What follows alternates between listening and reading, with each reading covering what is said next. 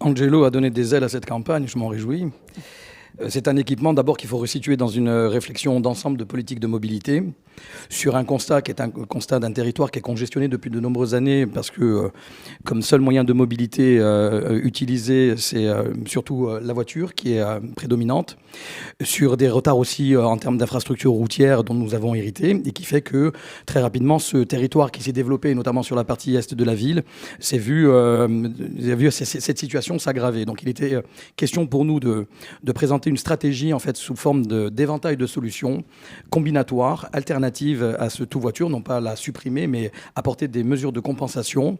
C'est ce en quoi Angelo joue son rôle parmi d'autres, comme les transports en commun, comme la navette maritime, comme le développement des pistes cyclables, comme l'amélioration aussi des réseaux routiers, et puis l'organisation aussi de parkings relais en entrée de ville pour justement organiser ce qu'on appelle un report modal, c'est-à-dire de permettre en fait à la population de ne pas systématiquement avoir recours à la voiture lorsque c'est possible et de proposer des moyens alternatifs de déplacement. Angelo est un équipement au service de cette politique générale de mobilité dont il faut pouvoir apprécier, on va dire, l'efficacité d'abord dans un temps qui soit un peu plus long que 4 mois. En termes d'évaluation, c'est un peu court, mais surtout au regard de cette politique générale de mobilité dans laquelle il doit s'insérer. Il fait une petite parenthèse, c'est pas Ajaccio qui supporte cet investissement, c'est la communauté d'agglomération du pays ajaccien au titre de ses compétences au terme des mobilités. Alors pour le téléphérique, nous, on fera un audit à la fois de la fréquentation, du coût sur les 10 années futures. Après, ce qu'on voit qu'en fait, c'est pas le problème du téléphérique, c'est où le téléphérique a été positionné. On nous dit quelles sont les études de marché. Parce que monsieur le maire dit souvent il y a 2000 employés à l'hôpital. Oui, mais moi, j'en fais partie des employés de l'hôpital. Il ne me viendrait même pas à l'idée d'aller prendre le téléphérique. Et on a un parking, il y a un parking pour les employés de l'hôpital, un parking avec un badge, vous rentrez. Donc aux heures en plus où on va travailler, il n'y a pas d'embouteillage. Ça, c'est la première chose. La deuxième, on peut se poser la question de cette soudaine volonté de faire des téléphériques un peu partout. Vous avez vu l'article de la semaine dernière. Il y a le président de Madagascar qui est venu rendre visite à Emmanuel Macron. Comme par hasard, à Tananarive, il y a un téléphérique Poma qui a coûté 152 millions d'euros. Et aujourd'hui, Tananarive ne peut plus payer. Et donc demande à la France l'effacement de la dette parce que ce téléphérique ne marche pas. Mais vous, comment vous l'intégrez dans votre politique justement de mobilité ? Non, on ne peut pas l'intégrer. Parce que maintenant, il est là. Il est là, mais je vous dis, il va de nulle part à nulle part. Donc, nous, ce qu'on dit, c'est qu'effectivement, il faut éviter le flux à l'entrée de la ville. Et ça sera fait, et d'ailleurs, la CTC est en train de le faire. Il y aura le tram-train. Les trains sont en train d'être commandés. Comme à Bastia, il y aura de la Mezzane à la gare centrale et peut-être jusqu'à la mairie, un train tous les quarts d'heure. Moi, il y a une chose qui m'ennuie lorsqu'on discute du téléphérique, c'est quand on dit qu'il va de nulle part à nulle part. Alors, c'est pas pour défendre spécialement ce projet-là. Je trouve qu'il y a une forme presque de dédain, parce qu'il vient d'Asprey, il y a Asprey, de Saint-Jean, ça comporte aussi tout le quartier des Salines, ça vient pas de nulle part.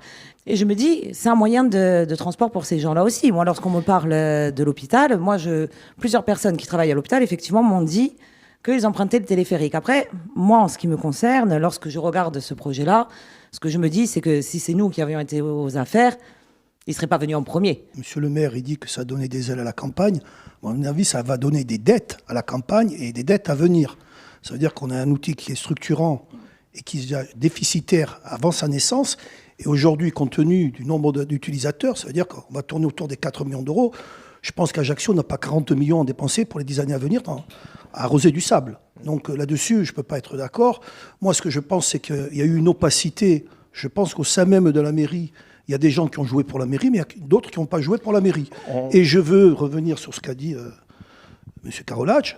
Je vais nommer une commission d'enquête si je suis maire. Je veux savoir comment on est arrivé à établir des 2000 passagers par heure, des 30 000 par jour. Et ça, on a trompé les gens qui étaient venus dessus. Mais il y a aussi un impact environnemental. Je vais terminer. Après, je laisserai la parole. Je ne vais pas la monopoliser. On nous a fait passer, soi-disant, au Conseil des sites dans un espace boisé classé, alors qu'on est en espace remarquable littoral. Et je rappelle la décision du Conseil constitutionnel 2018.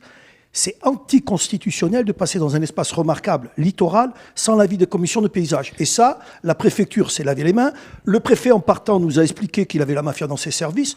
Et je pense que là-dessus, ça va être un gâchis industriel qu'on va étonner toute la France parce que je ne pense pas qu'il a d'avenir. Quand on dit qu'il va de nulle part à nulle part, je partage ce constat. Et cela n'est pas un mépris pour les personnes qui habitent à Saint-Joseph ou à Mezzaville. Il va de nulle part à nulle part, c'est-à-dire il va d'une zone à faible attractivité vers une autre zone à faible attractivité. Confère la situation notamment de la galerie du Auchan Mezzaville où les commerces sont en déshérence et ferment les uns après les autres, symbole tout simplement d'une absence d'attractivité dans tout le secteur.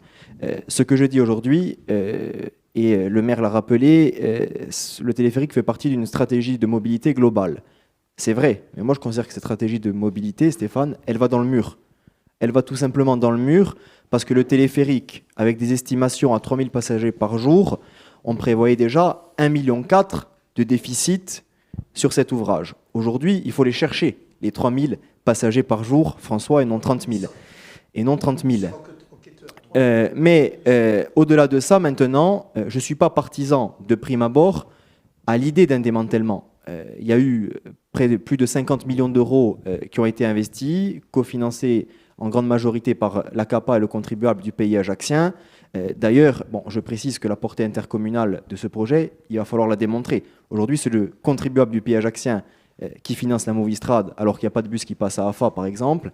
C'est le contribuable du pays ajaccien qui finance Angelo, alors que jusqu'à présent, il ne dessert que 2 quartiers de la ville également. Donc moi, aujourd'hui, ce que je dis dans mon projet, Angelo y est, il faut réussir à retravailler les entrées et sorties de ville, il faut redonner de l'attractivité sur la zone foncière du Auchan Mezzaville et il faut recréer des sites multimodaux de circulation autour de la ville d'Ajaccio avec des grands parkings à l'extérieur de la ville et essayer de trouver un tant soit peu d'utilité à Angelo qui pour l'instant est une catastrophe tant au niveau de la circulation, Hélène, que de la situation financière. Ce n'est pas un échec de mandature, c'est surtout aujourd'hui un sujet qu'il faut corriger. Nous avons déjà pris un certain nombre de décisions, certes pas très populaires, mais qui vont dans le sens effectivement, de cette volonté de rétablir un réseau, parce que moi je place d'abord l'usager au centre de nos préoccupations. Hein. C'est lui qui est aujourd'hui pas content aujourd'hui des réseaux de transport en commun, c'est l'usager sur un transport en commun aujourd'hui dans une partie de la ville qu'il faut corriger. Puis je rappelle aussi toute une partie de la ville qui n'est pas desservie.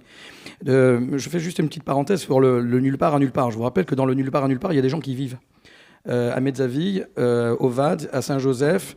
La déchetterie aussi. Non Oui, mais moi je croise des vrais gens dans la vraie vie de tous les jours qui on va visiter des matelas et des strapontins qui aussi nous disent, vous les avez peut-être pas rencontrés, leur satisfaction d'avoir un équipement de mobilité supplémentaire. Et après, j'ai envie de vous dire aussi qu'il faut, en matière de mobilité, ce serait un comble de ne pas avoir cette approche-là. Il faut avoir une approche dynamique et pas statique. Moi, je préfère avoir des moyens de mobilité qui viennent en amont du développement du territoire, plutôt de faire exactement comme on n'a pas fait pendant des années, c'est-à-dire construire la ville et puis après se poser la question des routes. Donc sur les réseaux de transport en commun, je vous réponds, c'est la pierre angulaire du pays ajaccien. C'est beaucoup de difficultés qui sont héritées, qui sont agrégées. Est-ce qu'il n'aurait pas fallu régler le problème des bus avant? Il faut le régler en même temps. Mais je vous rappelle que le téléphérique, il y a aussi une opportunité de financement fléché en direction des moyens de mobilité dits décarbonés. Donc il s'agissait aussi pour nous stratégiquement de pouvoir à un moment donné avoir des captations de financement exceptionnelles qu'on n'aurait pas pu, produire cet équipement et on n'a pas travaillé en faisant un podium des priorités. On a travaillé, de concert. C'est sûr que c'est beaucoup plus complexe. Je rappelle que le territoire est un territoire contraint du point de vue de son relief. Et donc, effectivement, c'est un grand défi.